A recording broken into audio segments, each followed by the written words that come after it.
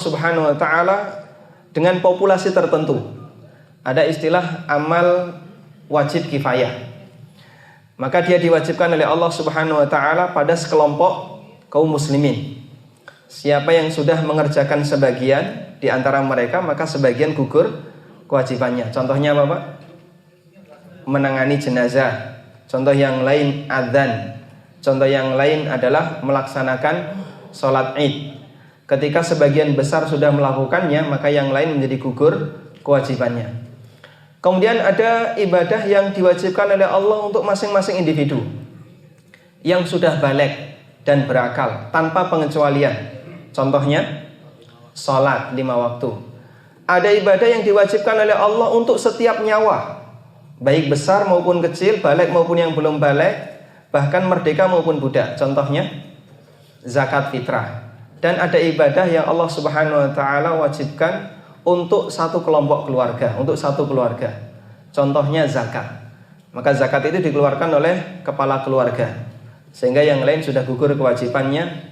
Anak-anak atau istri, ya, dia tidak berkewajiban untuk mengeluarkan ketika kepala keluarga sudah mengeluarkannya. Nah, termasuk salah satunya adalah ibadah kurban.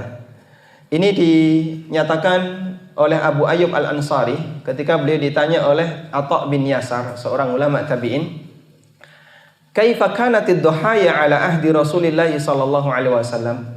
Seperti apakah cara berkorban yang dilakukan di zaman Rasulullah sallallahu alaihi wasallam? Jawab Abu Ayyub, "Kana ar-rajulu yudhhi bisyati anhu wa an ahli baitihi."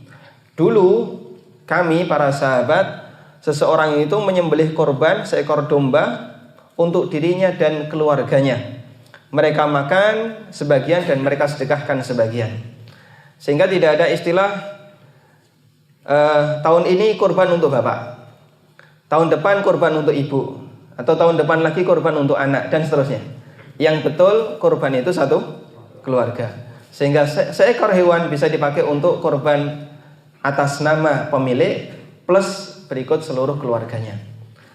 Kemudian yang menjadi pertanyaan adalah, terus batasan keluarga yang bisa dilibatkan dalam pelaksanaan kurban itu siapa saja? Ada keterangan yang disampaikan oleh Imam Al-Baji. Beliau ini seorang ulama madzhab Malikiyah. Beliau mengatakan, yajuzu lil insan ayyudhhiya an nafsihi wa an ahli baitihi bisyatil wahidati, yakni bi ahli baitihi ahlan nafaqatihi. Boleh bagi seseorang untuk menyembelih seekor kambing atas nama dirinya dan atas nama keluarganya. Yang dimaksud adalah ahli baitihi wa ahli nafaqatihi. Orang yang tinggal satu rumah dengannya dan kewajiban nafkahnya ditanggung oleh satu orang. Sehingga di sini Imam Al-Baji memberikan dua batasan keluarga yang bisa dilibatkan. Pertama, dia masih tinggal dengan orang tuanya. Yang kedua, nafkahnya masih dari satu sumber, yaitu dari orang tuanya. Juga dinyatakan oleh Ibnu Habib, walahu ayyudkhila fi udhiyatihi man balagha min waladihi. Orang tua juga boleh melibatkan anaknya yang sudah baligh. Wa in kana ghaniyan, meskipun bisa jadi anak itu berkemampuan. Idza kana fi nafaqatihi wa baitihi, selama dia masih dalam satu rumah dan nafkahnya dari ayahnya. Baik. Dan kesimpulannya, hadirin yang dimuliakan Allah, keluarga yang boleh kita libatkan dalam pengatasnamaan kurban itu ada 3 syarat. Pertama, ada hubungan qarabah, ada hubungan kerabat. Sehingga para ulama membolehkan sepupu boleh enggak? Boleh. Saudara silahkan. Paman, bibi silahkan, karena masih ada hubungan kerabat. Yang kedua, mereka tinggal serumah dengan kita. Yang ketiga, nafkah mereka berasal dari satu sumber, yaitu dari satu kepala keluarga. Sehingga misalnya ada bibi yang nebeng tinggal bersama kita, atau saudara yang nebeng ikut bersama kita, nafkah mereka dari kita, kemudian kita berkorban, mereka pun turut bisa mendapatkan pahalanya. Tayyib. Nah, yang saya maksud di sini adalah masalah dilibatkan untuk mendapatkan pahala kurban, bukan urunan kepemilikan kurban. Kalau kambing hanya boleh dari satu orang, tidak boleh urunan, misalnya masing-masing anak urunan, kemudian bapaknya urunan untuk beli seekor kambing, ini nggak boleh. Kambing hanya boleh dari satu orang. Yang dimaksud adalah dana untuk pengadaannya.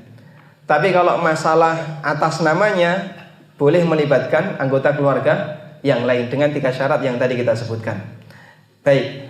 Nah, pengantar seperti ini banyak belum diketahui oleh kaum muslimin, sehingga kebiasaan di negara kita kurban itu masih atas nama satu orang. Ini bisa jadi termasuk pembatasan dalam masalah pahala. Sangat disayangkan hadirin kalau kurban hanya atas nama bapak saja atau ibu saja, sementara keluarga yang lain, anggota keluarga yang lain tidak dilibatkan, berarti pahalanya hanya mencakup untuk satu orang. Padahal kebiasaan Nabi SAW ketika beliau berkorban, beliau pada saat menyembelih mengucapkan Bismillah Allahu Akbar, Allahumma hadha anni wa an ahli baiti. Bismillah Allahu Akbar, ya Allah ini korban atas namaku dan atas nama seluruh keluargaku. Baik. Karena itulah kesimpulan yang ingin kita sampaikan ini ya. Idealnya jumlah hewan kurban di masyarakat itu sama dengan jumlah kakak muslim yang mampu. Karena tadi kita punya pengantar, kurban itu wajib bagi mereka yang mampu, dan ini tugas per kakak. Berarti idealnya jumlah hewan kurban di masing-masing masjid adalah sejumlah kakak yang ada di sekitar masjid itu. Maka kalau misalnya Bapak Ibu ingin mensurvei berapa jumlah kurban di sini, jawabannya sama dengan jumlah kakak yang ada di sini. Kalau seperti ini bisa terjadi di lingkungan Bapak Ibu, berarti kesadaran masyarakat dalam berkorban sudah mulai meningkat. Cuman sangat disayangkan ya, umumnya jumlah kakak dengan jumlah korban banyak mana Pak? Banyak jumlah korban ya, banyak jumlah kakaknya. Mungkin cuma 30% saja yang korban, itu pun sudah alhamdulillah banyak sekali. Sehingga kalau dalam sebuah lingkungan masyarakat, mereka yang berkorban jauh lebih sedikit dibandingkan jumlah kakaknya, berarti kesadaran korbannya masih rendah. Nah, kita mengkampanyekan korban dengan cara seperti ini. Bahasanya korban itu amal ibadah tahunan, dia tugas untuk setiap kakak bagi yang mampu. Dengan cara ini semoga populasi korban lebih meningkat dibandingkan populasi jumlah kakak yang ada di masyarakat kita. Cuman sangat disayangkan ya, nek tuku rokok mampu 20.000 per hari Pak ya, kali 356 berapa Pak? 7 jutaan. Itu bisa dipakai korban 2 nama ya, urunan sapi 2 kali. Tapi kalau disuruh korban orang gelem ya. Maka korban itu mampu tapi tidak mau, beda dengan poligami, mau tapi tidak mampu. Baik. Kemudian hadirin yang dimuliakan Allah Subhanahu wa taala, kita akan mengukur kurban minimalis. Ada sebagian orang yang tanya begini, saya punya dana tapi terbatas, sehingga kalau saya mau terlibat kurban, saya mau berkorban, kira-kira harga minimal yang bisa saya upayakan itu berapa? Ada beberapa kriteria hewan kurban yang secara umum ini lebih murah dibandingkan umumnya yang dilakukan oleh masyarakat. Pertama ini, kurban itu tidak harus jantan. Dia boleh menggunakan hewan betina. Makanya para ulama mengatakan termasuk di antara cacat yang nggak ngefek dalam kurban adalah kurban dengan hewan bunting. Artinya hewan bunting itu bisa dipakai untuk berkorban, dan adanya buntingan dalam perutnya ini tidak menyebabkan nilai pahalanya menjadi berkurang atau kurbannya menjadi makruh atau bahkan dilarang. Nah, dalil tegas masalah itu adalah pernyataan dari Ummu Kurzin, di mana Rasulullah SAW pernah bersabda menjelaskan tentang akikah. Beliau mengatakan, anil gulami syatani wa anil jariyati syatun la yadurrukum dhukranan kunna au inatha. Untuk anak laki-laki akikahnya 2 kambing, untuk anak perempuan akikahnya 1 kambing. Enggak jadi masalah apakah mau pakai kambing jantan atau kambing betina. Menyimpulkan dari pernyataan ini, Imam Asy-Syairazi, salah seorang ulama dalam mazhab Syafi'i, penulis kitab Al-Muhadzab, yang kitab ini dikasih syarah penjelasan oleh An-Nawawi menjadi Al-Majmu' Syarhul Muhadzab, salah satu di antara kitab rujukan mazhab Syafi'iyah. Kata Asy-Syairazi, jika dibolehkan menggunakan hewan betina untuk akikah berdasarkan hadis di atas, berarti ini menunjukkan bolehnya berkorban dengan hewan betina. Karena secara umum hukum yang berlaku dalam kurban juga berlaku dalam akikah.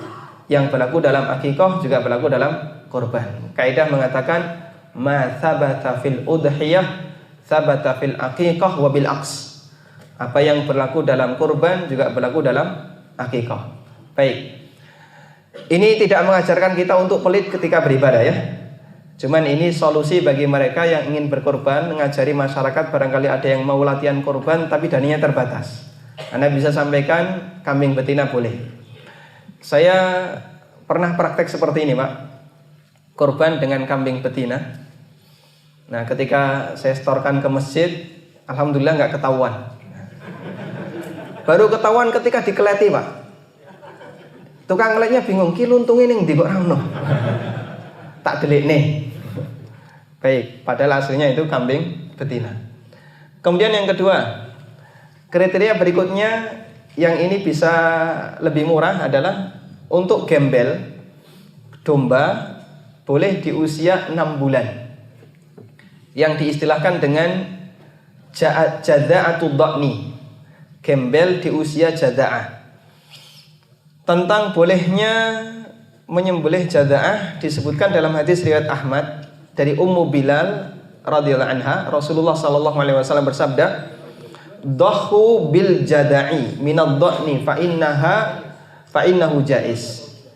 Silahkan menyembelih dengan jada'ah dari jenis gembel karena ini jaizun, ini boleh. Cuman ulama berbeda pendapat.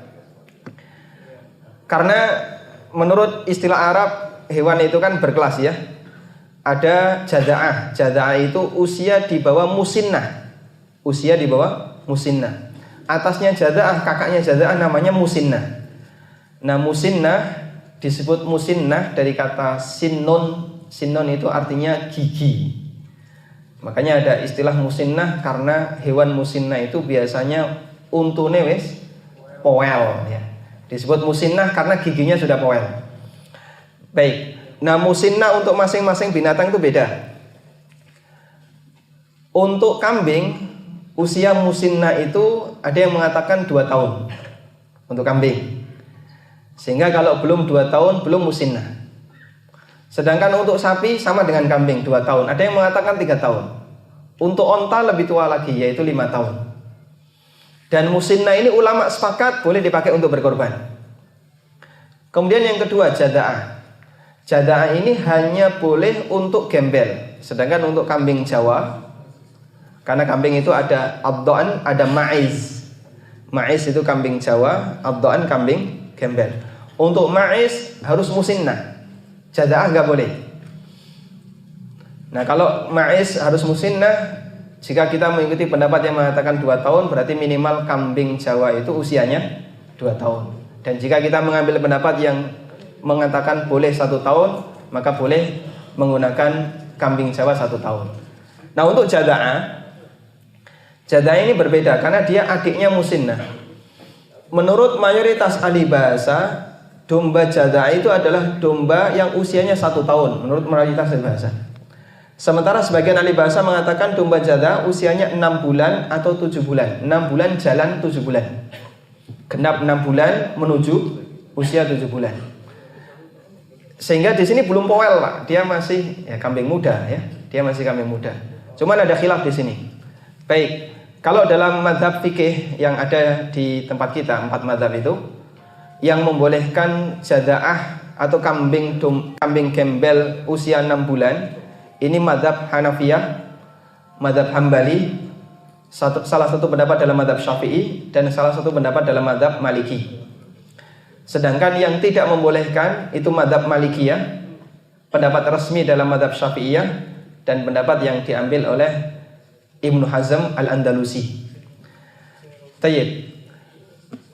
Kalau sekiranya kita menimbang 2 mazhab ini dengan tetap menghargai khilaf, memang secara pribadi saya lebih cenderung memilih pendapat yang kedua. Bahasanya jada'ah itu usia minimalnya 1 tahun. Karena ini adalah pendapat jumhur ahli lughah, mayoritas ahli bahasa. Dan istilah bahasa itu dikembalikan kepada ahlinya. Dikembalikan kepada ahlinya. Kalau mayoritas ahli bahasa mengatakan jaza'ah 1 tahun, berarti insya Allah ini yang lebih mendekati. Meskipun kita menghargai kalau misalnya ada sebagian masyarakat yang lebih memilih pendapat yang kedua, bahasanya domba jaza'ah itu boleh di usia 6 bulan, kita persilahkan. Karena banyak ulama yang berpendapat demikian. Tayyib hadirin dimuliakan Allah. Jadi yang saya sampaikan ini hanya sebatas pertimbangan untuk melihat nilai hewan kurban dengan harga yang paling minimal. Barangkali nanti bisa disampaikan kepada masyarakat yang tertarik untuk latihan kurban sementara dana terbatas, silahkan pakai yang seperti ini. Gembel wedok usia 6 bulan, regane pira, Pak? Hah? 500. Sek susu ya. 500 boleh? Boleh? Hah? Boleh ya? Baik, nanti langsung dihabisi sama panitia. Direbutan. Tayyib. Cuman tidak mengajarkan kepada mereka untuk nyari yang seperti ini. Semakin sempurna makin bagus. Karena yang namanya kurban itu syiar agama Islam.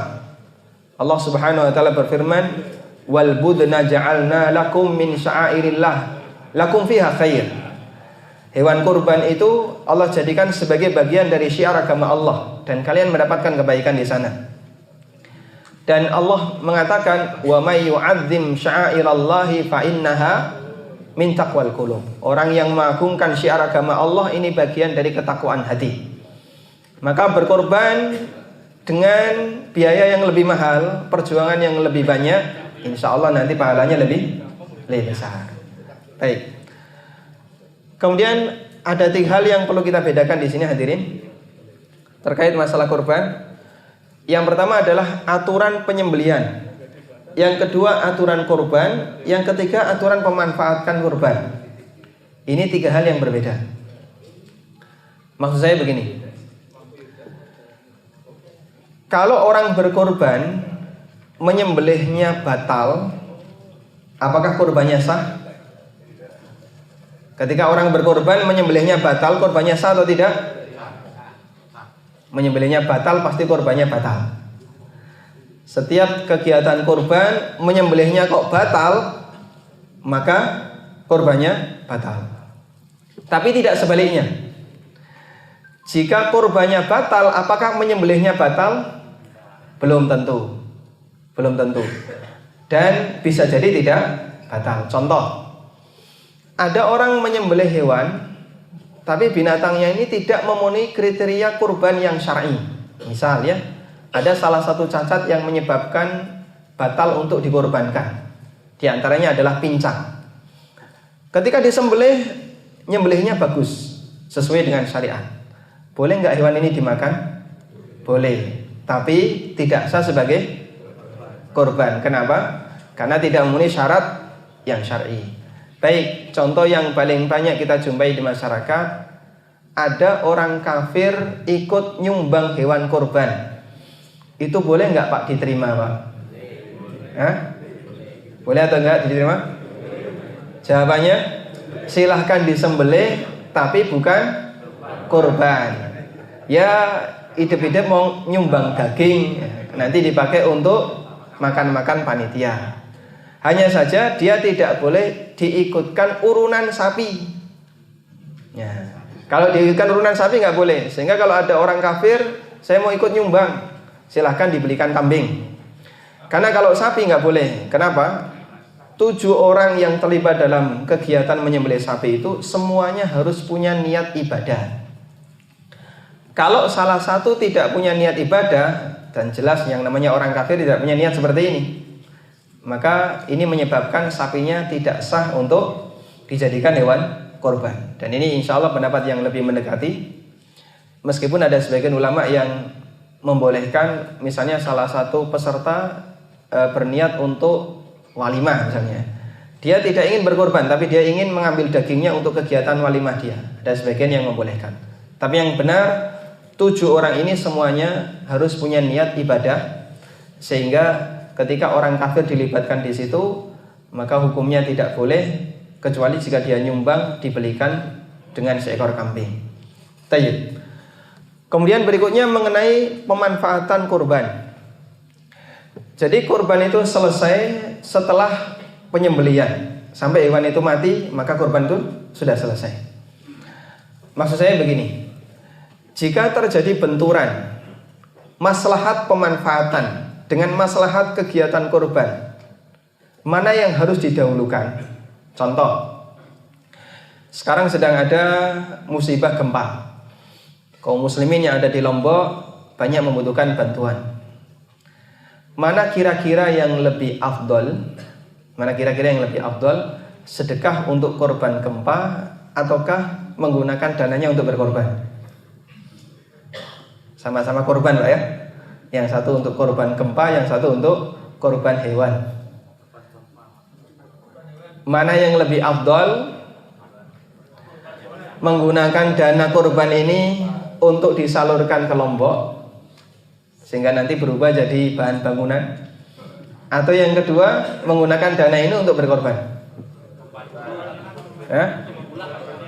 Dua-duanya ya. Kalau bisa dua-duanya lakukan dua-duanya. Kalau bisa dua-duanya lakukan dua-duanya. Tapi kalau dananya terbatas, mana yang lebih afdol? Lombok lebih afdol ya. Panitia korbannya bubar nanti, Pak. Karena semua masyarakat dihimbau untuk donasi Lombok, nggak ada korban di Jawa nanti. Baik, hadirin yang dimuliakan Allah Subhanahu Wa Taala, di zaman Nabi Sallallahu Alaihi Wasallam pernah terjadi maja'ah, musim paceklik, orang kekurangan makanan. Dan ketika itu terjadi, solusi yang beliau berikan bukan mengalihkan dana korban untuk beli gandum agar bisa disalurkan untuk nyumbang mereka yang mengalami kelaparan, tapi yang beliau lakukan adalah lanjutkan berkorban. Hanya saja beliau ngasih batasan, daging korban tidak boleh bertahan selama 3 hari. Maka korban ketika tahun itu hanya boleh di tanggal 10, 11, 12. Semuanya sudah habis disembelih. Tanggal 13 nggak boleh disisakan. Baik. Termasuk juga yang disimpan harus semuanya sudah dibagikan, sehingga orang hanya cukup makan seberapa begitu. Selesai, nggak boleh di kulkas. Semuanya harus disalurkan. Ini terjadi di zaman Nabi SAW. Makanya kalau kita ditanya ketika ada dua maslahat seperti ini, mana yang harus diutamakan? Jawabannya adalah maslahat yang lebih sesuai dengan syiar, itu yang lebih didahulukan. Dan nanti masalah penyalurannya bisa dikirim keluar. Kita sangat mendukung program kurban kaleng ya. Ada beberapa misalnya lembaga yang dia mengumpulkan daging hewan kemudian dikaleng dengan proses tertentu terus dikirim ke daerah-daerah yang minim bantuan. Ini mungkin sangat bagus untuk bisa dilaksanakan, meskipun kalau dari sisi biaya bisa jadi butuh lebih banyak. Tapi kalau kaum muslimin bisa kerjasama seperti ini, insya Allah Pak, yang namanya daging kaleng bisa dijadikan sebagai pengganti mie instan untuk mengislamkan orang yang masuk Kristen gara-gara mie instan Pak. Jadi kristenisasi itu kan rata-rata pakai Indomie, pakai mie ya. Kita bisa islamisasi pakai daging. Lebih menarik mana Pak? Nah. Cuman karena kurang maksimal ya mau numpuk ning kulkase wong Jogja, tapi tidak menyebar keluar. Kadang ada satu rumah dapat 5 kilo, dapat 10 kilo, harus gopoh. Mau dibakso, disimpan setahun rantai, korban berikutnya daging masih sisa. Nah kita menyayangkan seperti ini, penyabarannya kurang maksimal. Tayyib. Karena itulah jamaah belakang Allah, kita perlu ingat, memperhatikan kesempurnaan korban itu lebih diutamakan dibandingkan memperhatikan masalah penyebaran. Allah Subhanahu wa taala berfirman, "La yanalallaha luhumuha wala dima'uha walakin yanaluhu taqwa minkum." Yang sampai kepada Allah bukan dagingnya, bukan darahnya, namun takwa kalian. Sehingga ketika orang itu melaksanakan ibadah kurban semakin sempurna mendekati sunnah, maka pahalanya semakin besar. Bisa menyembelih sendiri atau minimal menyaksikan proses penyembelihan. Kemudian juga makan sebagian dagingnya. Ini semuanya bagian dari sunnah yang kita ditekankan untuk melakukannya. Kalaupun misalnya tidak memungkinkan, karena di daerah lain sangat membutuhkan dan itu bisa berbahaya jika kita tidak memberikan sumbangan, maka mengalihkan dana ini sebagian tidak jadi masalah. Tapi karena pertimbangan yang lain. Baik. Selanjutnya di sini saya akan menyebutkan beberapa syarat menyembelih yang syar'i. Singkat saja. Pertama, orang yang menyembelih harus mampu berniat untuk menyembelih, dan syaratnya dua, harus mumayyiz dan berakal. Maka orang gila nggak boleh, atau anak kecil yang belum berakal nggak boleh. Kemudian yang kedua, orang yang menyembelih harus muslim atau ahli kitab. Tapi khusus untuk kurban harus muslim, karena di situ ada niat ibadah khusus. Tapi kalau selain kurban, ahli kitab boleh. Ini berdasarkan surat Al-Maidah ayat 5. Al-yauma uhilla lakumut thayyibat wa ta'amul ladzina utul kitaba halal lakum wa ta'amukum halal lahum. Pada hari aku halalkan yang baik-baik untuk kalian, dan sembelihan ahli kitab halal bagi kalian, sembelihan kalian juga halal bagi ahli kitab. Hadirin yang dimuliakan Allah, ada orang bertanya begini, ahli kitab sekarang apakah hukumnya sama dengan ahli kitab dulu? Jawabannya, ahli kitab dulu sudah kafir sebagaimana sekarang. Allah berfirman dalam Al-Quran, alladzina qalu innallaha thalithu thalathah laqad kafara alladzina qalu innallaha thalithu thalathah. Orang yang mengatakan Allah itu trinitas, bagian dari trinitas, dia telah kafir. Ini Allah turunkan di surat Al-Maidah. Dan di surat yang sama Allah menjelaskan sembelihan orang ahli kitab halal. Berarti ahli kitab sejak masa silam sudah kafir. Di zaman Nabi SAW ahli kitab itu sudah kafir. Sehingga ahli kitab dulu dan sekarang nggak ada bedanya, semuanya kafir. Sepanjang dia beragama Nasrani, ahli kitab, maka sembelihannya masuk dalam kategori ayat ini, yaitu dihalalkan oleh Allah Subhanahu wa taala. Kemudian yang ketiga, ketika melukai hewan punya maksud untuk menyembelih. Jika melukai hewan bukan untuk maksud menyembelih, maka tidak halal dimakan. Misalnya untuk membela diri, ada kambing nyeruduk, terus kita bawa tombak, ditombak, mati dia, boleh nggak dimakan? Nggak boleh. Berikutnya, apakah disyariatkan harus niat untuk dimakan? Nah, di sini ulama khilaf. Misalnya ya, ada orang niat menyembelih, tapi dengan tujuan untuk praktikum menyembelih. Berarti niat awalnya apa? Bukan untuk dimakan, tapi untuk praktikum menyembelih, atau untuk ditunjukkan kepada para peserta pelatihan ini bagaimana cara menyembelih yang syar'i. Nah, niat yang menyembelih hanya untuk menunjukkan seperti inilah cara menyembelih. Bolehkah hewan ini dimakan? Ulama beda pendapat. Ada yang mengatakan hewan seperti ini nggak boleh dimakan. Dia menyembelih dengan niat menyembelih, tapi tidak ada niat untuk dikonsumsi. Ini berdasarkan hadis di mana Nabi SAW pernah mengatakan, "Ma min insanin qatala usfuran, fama fawqaha bi ghairi haqqiha illa sa'alahu Allahu azza wa jalla anha." Jika ada orang yang menyembelih seekor burung atau yang lebih kecil dari itu tanpa hak yang benar, tanpa alasan yang benar, maka akan dimintai pertanggungjawaban ketika di hari kiamat. Kemudian sahabat bertanya, apa haknya ya Rasulullah? Kata beliau, yadbahuha fayakuluha. Dia menyembelih dengan tujuan untuk dimakan. Maka menyembelih dengan tujuan untuk penelitian, untuk praktikum. Nanti sisa dagingnya tidak boleh dimakan. Menurut pendapat yang lebih kuat, dan ini pendapat yang disampaikan oleh Ibnu Aqil. Tayyib. Maka nanti katanya ada praktek menyembelih kambing ya, Pak Soni. Betul ya. Berarti Pak Soni dipesani tolong ini niatkan untuk dikonsumsi. Bukan sebatas untuk pertunjukan. Kalau niatnya menyembelih hanya untuk pertunjukan seperti ini cara menyembelih yang syar'i, mati ya wis dikubur, Pak. Bondone panitia tambah, gitu. Kita lanjutkan. Tidak untuk dipersembahkan kepada selain Allah. Sangat jelas insyaallah ya. Nah, binatang yang disembelih untuk berhala hukumnya haram. Berikutnya, tidak diikrarkan untuk selain Allah. Karena kalau diikrarkan untuk selain Allah, uhilla li ghairillahi bi, termasuk hewan yang diharamkan oleh Allah. Ulama beda pendapat apa hukum membaca sholawat ketika menyembelih. Kalau tanpa sholawat, ulama sepakat boleh, halal sembelihannya. Tapi kalau pakai sholawat, boleh atau tidak?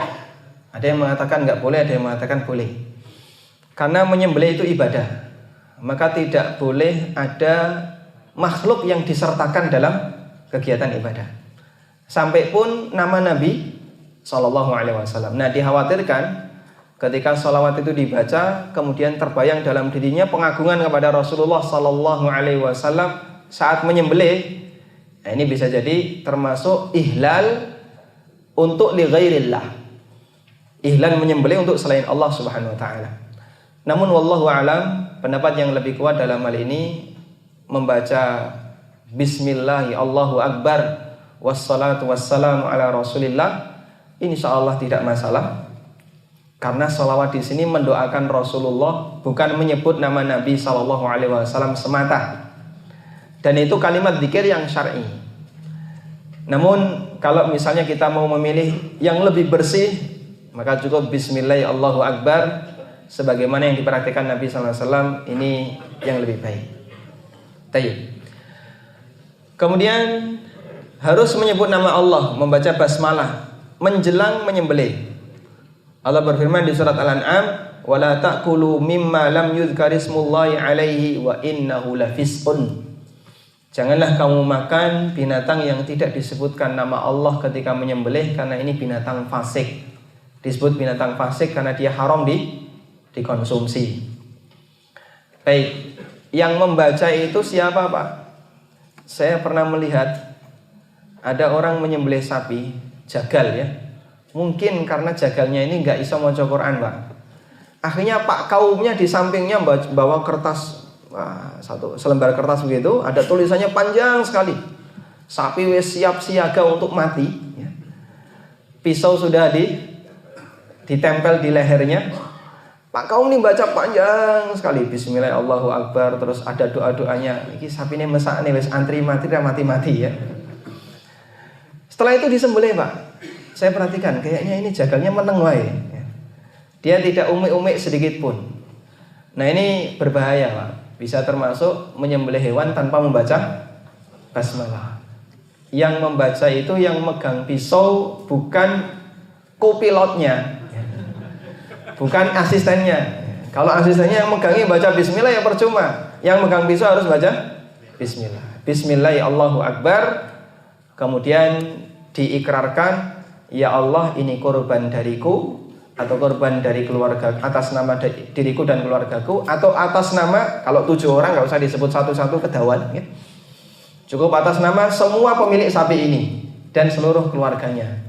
Insya Allah dengan cara seperti ini akan lebih ringkas bacaannya, sehingga tidak semakin menyakiti sapi yang sudah ingin berot-berot ya, ingin untuk dilepaskan. Baik. Ulama mempersyaratkan bacaan basmalah ini harus dilakukan sesaat sebelum menyembelih. Tapi kalau jauh sebelumnya sapi dikeluarkan sudah bismillah, maka ini wajib diulang. Baik. Kemudian syarat berikutnya, alat untuk menyembelih harus pisau yang bisa melukai dan mengalirkan darah selain kuku dan gigi. Nabi SAW bersabda, "Ma'an haraddam wa dzukira rasmullahi alaihi faqulu ma lam yakun sinnan aw dhufran." Segala yang bisa mengalirkan darah dan disebutkan nama Allah ketika menyembelih, silakan dimakan selama bukan gigi dan kuku. Kalau gigi dan kuku, gigi dilarang karena itu tulang, kuku dilarang karena ini alat yang dipakai oleh orang Habsyi dalam menyembelih. Menyembelih dengan cara tidak mengalirkan darah seperti disetrum, dicekik dan seterusnya itu gaya-gaya orang barat, misalnya ditembak ya. Kepalanya ditembak. Ini nanti semua dagingnya haram untuk dikonsumsi. Karena ini menyembelih dengan cara tidak syar'i. Kemudian yang kesembilan, harus sampai mengalir di tempat yang benar berdasarkan hadis di atas. Apa yang dimaksud di tempat yang benar? Mengalirkan darah di tempat yang benar itu ada 3 keadaan. Pertama, dalam kondisi normal untuk selain onta. Maka yang dimaksud kondisi normal adalah penyembelih memungkinkan untuk menyembelih dengan baik. Posisinya menyembelih di ujung leher. Ini diistilahkan dengan adzabhu. Menyembelihnya di ujung leher, ya, paling dekat dengan kepala. Paling dekat dengan kepala. Dan ini berlaku untuk binatang yang lehernya lebih pendek dari onta. Berlaku untuk binatang yang lebih pendek dari onta. Yang kedua, kondisi normal khusus onta. Kondisi normal untuk onta, maka posisi menyembelihnya di pangkal leher, namanya an-nahar. Menyembelih itu ada 2 metode, ada nahar, ada apa satunya tadi? Zabah. Kalau nahar di pangkal, Bapak Ibu bisa lihat videonya ya, bagaimana cara orang Arab menyembelih onta. Itu yang disembelih bukan di sini, tapi di bawah. Maka onta disembelih dalam kondisi berdiri. Sementara untuk selain onta, yang lehernya lebih pendek dibandingkan onta, di pangkal atau di ujung leher, dekat dengan kepala. Baik, kemudian yang ketiga, keadaan tidak normal. Untuk keadaan tidak normal, maksudnya adalah hewan itu tidak bisa ditangkap oleh manusia, seperti sapi buron, atau misalnya dia nyemplung sumur, terus yang kelihatan bokongnya. Nah ini kalau mau disembelih kepalanya atau disembelih di lehernya, susah nanti, kudu nyemplung sumur dulu. Mati loro malahan ya, sapi ini kalau saya nyembelih. Nah kalau sudah terjadi seperti ini, maka menggunakan metode soid, metode berburu. Nah metode berburu itu kena apapun terserah, yang penting mengeluarkan darah dan bisa mematikan. Bisa dengan ditembak ya, bisa dengan ditombak atau dipanah, yang penting pokoknya mematikan. Ada banyak kasus sapi mlebu jurang. Kalau dia nggak bisa dinaikkan, nggak bisa diselamatkan, juga kalau menyelamatkan bisa bahaya, ikut nyemplung nanti malah ya gelut karo sapi nih. Maka bisa menggunakan metode yang kedua, yaitu dengan cara apa? Diburu ya, digunakan metode berburu. Nah, metode berburu itu bisa pakai senjata apapun dan bisa mengenai bagian apapun. Selama dia bisa melukai, kemudian dia mati karena luka itu, maka hukumnya nanti halal untuk dimakan. Khusus untuk binatang yang tidak bisa disembelih dalam kondisi normal. Baik. Di sini saya tambahkan tentang syarat menyembelih yang sah untuk kondisi normal. Kata Imam Abdul Aziz bin Baz, ada 3 keadaan di situ, 3 keadaan. Pertama, terputusnya tenggorokan, kerongkongan dan 2 urat leher. Ini adalah keadaan yang terbaik. Jika terputus 4 hal ini, maka sembelihannya halal menurut semua ulama, ijma ulama. Tenggorokan, saluran udara, kerongkongan, saluran makanan, dan 2 urat leher yang berada di samping kanan kiri. Makanya ketika menyembelih itu pisaunya diputar ya. Pisaunya diputar agar 2 urat leher yang ada di samping kanan kirinya ini terputus. Nanti akan sangat berbeda debit darah yang keluar ketika yang terputus cuman tenggorokan, kerongkongan, sementara 2 urat lehernya masih utuh. Itu darah yang keluar cuma sedikit, Pak. Tapi begitu kanan kirinya ini putus, nanti ngocor banyak sekali darahnya, dan itu yang mempercepat dia untuk mati. Nah mungkin salah satu di antara sebab baru disembelih kok tangi, nah, itu di antaranya adalah karena urat lehernya tidak putus. Berikutnya, terputusnya tenggorokan, kerongkongan dan salah satu urat leher. Kata beliau, sembelihannya benar, halal dan boleh dimakan meskipun keadaan ini derajatnya di bawah kondisi pertama. Ini kurang sempurna. Yang berikutnya, ketika terputusnya tenggorokan dan kerongkongan saja tanpa urat leher. sebagian ulama berpendapat bahwasanya sembelihannya halal, meskipun ada yang lain yang mengatakan tidak halal. Sehingga biar lebih aman, kita di posisi tidak ragu, sepakat dinilai halal oleh para ulama. 3 hal yang perlu putus ya: tenggorokan, kerongkongan, salah satu urat leher. Nah, kalau ini ulama sepakat halal. Yang lebih sempurna 2 urat leher. Baik.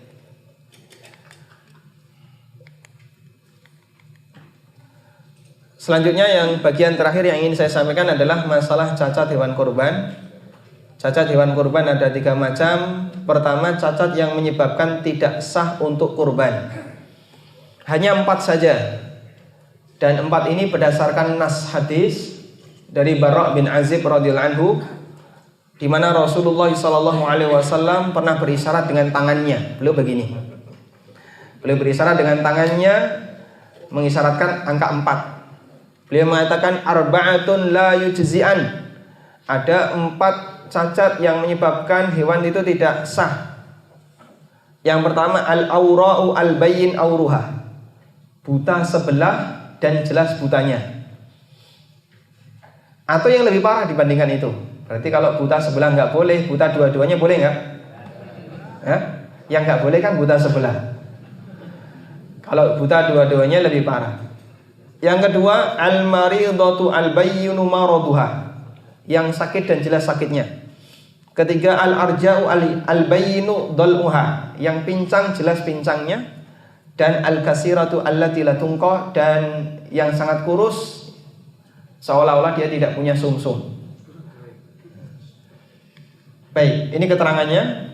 Buta sebelah yang jelas butanya, maksudnya adalah jelas butanya menurut orang yang melihat, bukan menurut kambing, bukan menurut hewannya.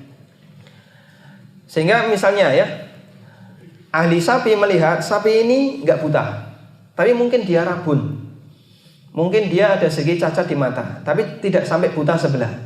Menurut mantri kesehatannya, menurut mantri sapinya. Tapi menurut sapinya, gandeng raiso ngomong, ya, jane aku iki wis picek sebelah. Cuman dia nggak bisa mengutarakan maksudnya. Boleh nggak untuk dikorbankan? Boleh, karena tidak jelas menurut yang melihat, bukan menurut hewannya. Karena itulah para ulama mengatakan hewan rabun boleh dikorbankan, karena ini belum sampai pada batas buta. Yang kedua, sakit yang jelas sakitnya. Jika sakitnya belum jelas, misalnya kelihatan sehat, padahal aslinya jenahku yang gregesi, tapi rakondo, maka ini masih boleh untuk dijadikan sebagai hewan korban. Yang berikutnya, pincang dan tampak jelas pincangnya. Yang dimaksud adalah dia tidak bisa berjalan normal. Kalau batasan yang diberikan oleh para ulama, jika dia jalan bareng kawan-kawannya paling belakang ketinggalan karena pincang, maka ini tidak boleh dijadikan sebagai hewan korban. Tapi kalau dia pincang bisa lari, ini itu pincang ya. Meskipun bisa jadi aslinya dia sakit kakinya. Baik. Kemudian yang kedua, cacat yang menyebabkan makruh dikorbankan. Terdapat hadis yang menyatakan larangan berkorban dengan cacat di telinga, telinganya sobek, atau telinganya kecil sebelah, atau telinganya misalnya terputus. Kemudian juga tanduknya yang pecah, tanduknya patah sebagian. Ini hadisnya dhaif. Karena itu para ulama tidak menjadikannya sebagai dalil, namun mereka menggolongkan ini sebagai cacat yang bisa menyebabkan korban itu menjadi makruh, bisa menyebabkan korbannya menjadi makruh. Kemudian yang ketiga adalah cacat yang tidak berpengaruh pada status hewan, meskipun kurang sempurna. Dan ini adalah selain dari 6 cacat yang tadi disebutkan, misalnya ompong, tidak berekor, bunting, dan seterusnya, masih sah dipakai untuk hewan, dijadikan sebagai korban, tapi kurang sempurna. Baik, hadirin yang dimuliakan Allah Subhanahu wa taala, mengambil yang lebih sempurna tentu saja yang paling baik. Tapi kalau misalnya menjumpai yang seperti ini, Bukan berarti bahasanya kita boleh menilai kalau hewan ini batal untuk dikorbankan, tergantung seperti apakah jenis cacatnya. Tayyib, mungkin itu yang bisa kita sampaikan. Semoga apa yang kita pelajari bermanfaat. Terima kasih atas perhatian dari Bapak Ibu semuanya, dan terutama bagi Dekan Fakultas Kedokteran Hewan dan berikut yang mewakili yang telah menyediakan kami tempat untuk belajar. Semoga Allah Subhanahu wa taala yang memberikan balasan. Kami tidak bisa memberikan balasan apapun selain ucapkan jazakumullahu khairan. Semoga Allah Subhanahu wa taala memberi manfaat untuk apa yang kita upayakan. Wassallallahu ala nabiyyina Muhammadin wa ala alihi wa sahbihi wasallam. Wa akhiru da'wana alhamdulillahi rabbil alamin.